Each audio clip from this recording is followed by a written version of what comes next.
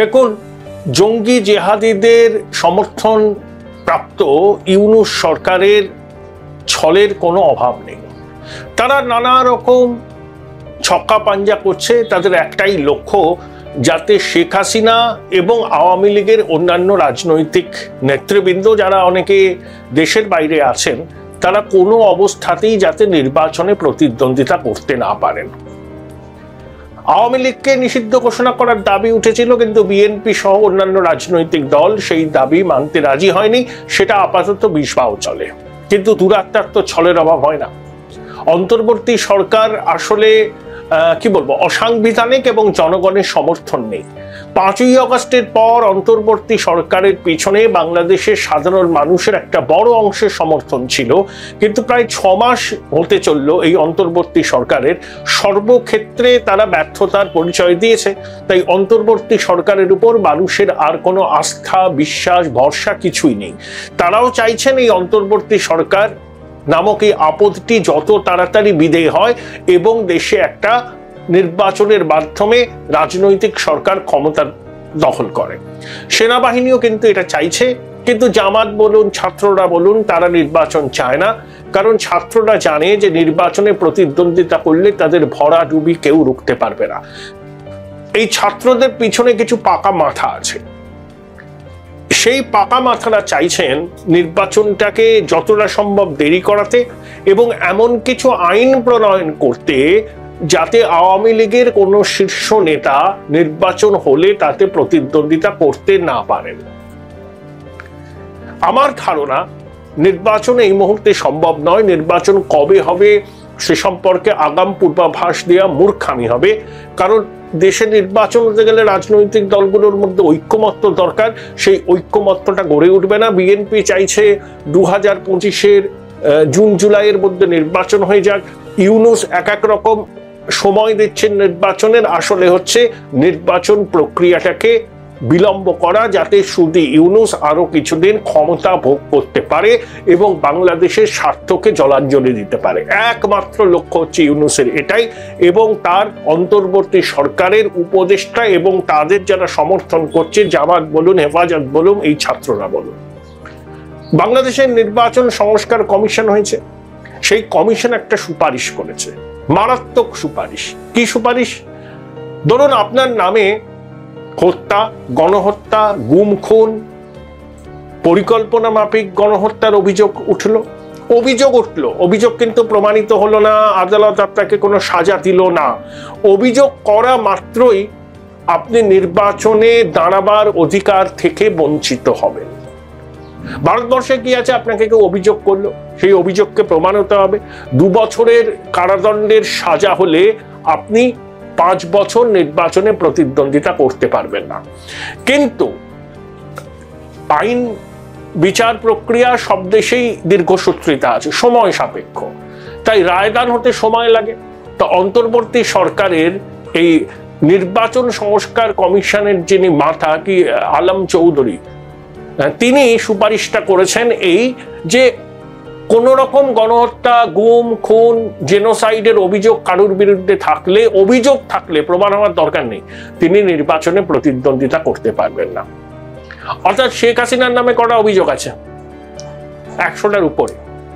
ওদের যে শীর্ষ নেতা ওবায়দুল কাদের, তারপরে হাসান মাহমুদ, তারপরে সাবেক যে স্বরাষ্ট্রমন্ত্রী ছিলেন আসাদুজ্জামান কামাল, তাদের বিরুদ্ধে বুড়ি অভিযোগ আছে। এরা তো তাও আওয়ামী লীগের পরিচিত মুখ। তাছাড়াও আওয়ামী লীগের দ্বিতীয় সারি, তৃতীয় সারির অনেক নেতা, রাজনৈতিক কর্মী আছে, তাদের বিরুদ্ধে অভিযোগ দেওয়া হয়েছে। সাবেক সাংসদদের বিরুদ্ধে অভিযোগ দেওয়া হয়েছে। এমনকি এই বাংলাদেশ ক্রিকেট দলের অধিনায়ক যিনি সাংসদ, তার বিরুদ্ধেও খুনের মামলা করা হয়েছে। অর্থাৎ এই সুপারিশ যদি আইনে পরিণত হয়, তাহলে আওয়ামী লীগের কোনো শীর্ষ নেতা নির্বাচনে প্রতিদ্বন্দ্বিতা করতে পারবে না। আসলে লক্ষ্যটা হচ্ছে আওয়ামী লীগকে নির্বাচনী ময়দানের বাইরে রাখা। ধরুন এখন তারা হয়তো সফল হলো, কিন্তু চিরদিন কাহারও সময় নাহি যায়। এই উপদেষ্টা বলুন, এই ছাত্ররা দল করলো, তারা নির্বাচনে প্রতিদ্বন্দ্বিতা করলো, কিন্তু ক্ষমতায় অন্য রাজনৈতিক শক্তি চলে এলো, তারপর আজকে ছাত্ররা, উপদেষ্টারা এবং ইউনূস যে প্রতিহিংসামূলক পদক্ষেপ নিচ্ছেন, বিশেষ করে আওয়ামী লীগ সহ মুক্তিযুদ্ধপন্থী সবার বিরুদ্ধে, এই চাকা ঘুরতে কদিন সময় লাগবে? যখন এই অন্তর্বর্তী সরকার ক্ষমতায় থাকবে না, যখন উপদেষ্টারা গর্তে ঢুকে যাবে, যখন এই ছাত্রদের বিরুদ্ধে জনরোষ প্রকট হবে, তখন একই রকম অভিযোগে তারা কিন্তু বিদ্ধ হতে পারেন। তাদের নামেও এই রকম ভাবে বুড়ি বুড়ি মামলা হতে পারে। এক ভাগে শীত যায় না, তখন তাদের অবস্থা কি হবে একবার ভেবে দেখেছেন? এই ধরনের সুপারিশ যারা করছেন তারা ছাত্রদের মন জুগিয়ে চলার জন্যই করছেন। এর আইনি বৈধতা আছে? প্রথম কথা, এটাকে আইনে রূপান্তরিত করা যাবে না। এটা সমস্ত রাজনৈতিক দলের কাছেই এই প্রস্তাব গ্রহণযোগ্য নয়। কিন্তু প্রস্তাবটা এসছে নির্বাচন সংস্কার কমিশনের কাছ থেকে। এখন লক্ষ্য হচ্ছে যে কোনো মূল্যে আওয়ামী লীগের শীর্ষ নেতারা নির্বাচন হলে যাতে তারা অংশ নিতে না পারেন, সেই জন্য আইনের মাধ্যমে এমন একটা সংস্থান তৈরি করার প্রস্তাব রাখা হচ্ছে। দেখুন, বাংলাদেশের বিভিন্ন সাংবাদিক আছেন, কেউ কেউ আওয়ামী লীগের অত্যন্ত ঘনিষ্ঠ ছিলেন, আওয়ামী লীগের কাছ থেকে প্রচুর সুযোগ সুবিধা তারা পেয়েছেন। আবার কয়েকজন সাংবাদিক তো এমনও আছেন যারা আওয়ামী লীগের সময়ও আওয়ামী লীগের বিরুদ্ধাচারণ করেছেন,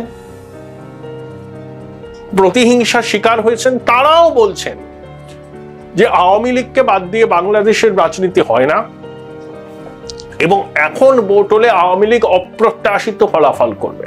কারণ শুধু ইউনূস এবং তার উপদেষ্টা এবং ছাত্র সমন্বয়কদের বিরুদ্ধে সাধারণ মানুষের ক্ষোভের পারদ এমন জায়গায় পৌঁছেছে যে এই উপদেষ্টাদের কথা থেকে কেউ বিশ্বাস করছে না, ছাত্রদের কথা কেউ বিশ্বাস করছে না। দেখুন, আওয়ামী লীগের সরকার 2009 থেকে 24 ক্ষমতায় ছিল, অগাস্টের আগে পর্যন্ত, 4 অগাস্ট পর্যন্ত তারা এই 15 বছরে 60,000 কোটি টাকার নোট ছাপিয়েছে বাজার থেকে।